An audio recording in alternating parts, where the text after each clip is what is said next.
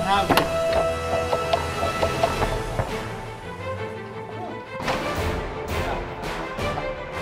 My name is Mario Iannuzzi, and I am on Team Canada for foosball. I'm going to France. We're going to represent our country there for the World Cup.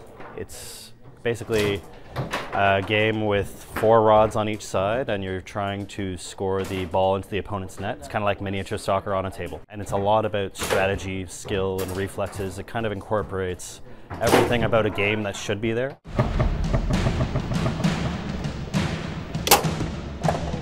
Crowdfunding campaign is something Team Canada put together this year to try to draw funds to support our team. So this trip is going to cost each player roughly $2,000.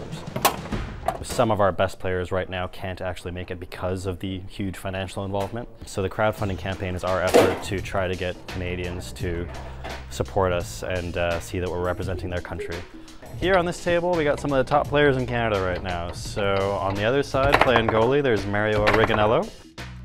And playing with him is Adrian Lee, one of the women's team members.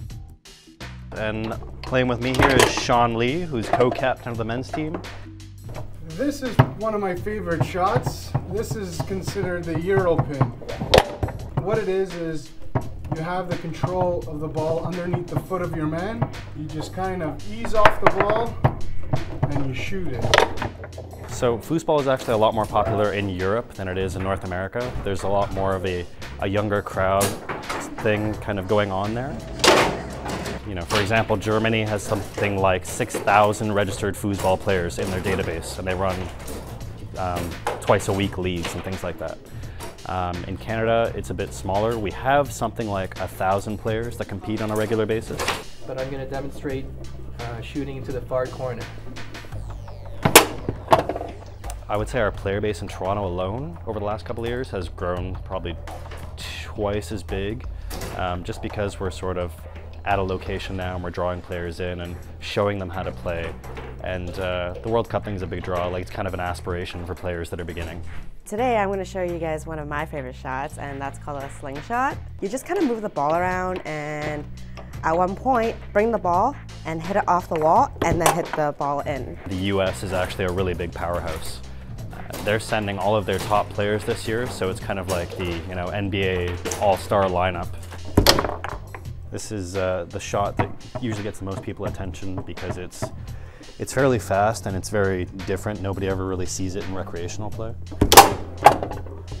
I've been playing sort of recreationally since I was about 2 years old. My dad sort of built a table, and we sort of played as a family, cousins and uncles and stuff, every couple of weeks, just for fun.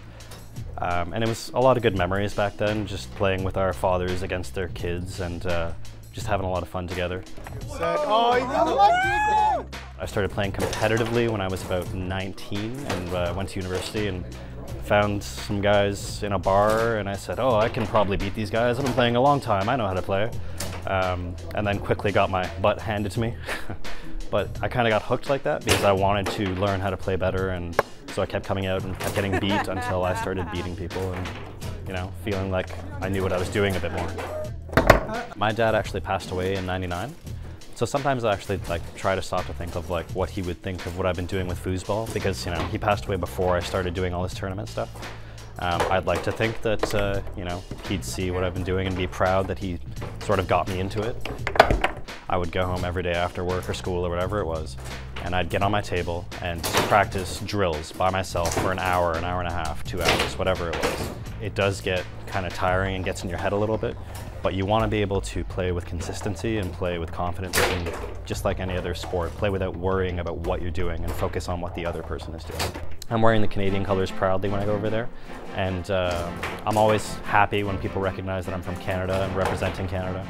And so it's good to sort of put our best foot forward and show that Canada has competitive players. A couple of the worst injuries I've seen in the last year, one was at the World Cup last year actually. One of the American players broke his pinky finger, I think it was. My personal worst is probably something close to a sprain while I was playing. So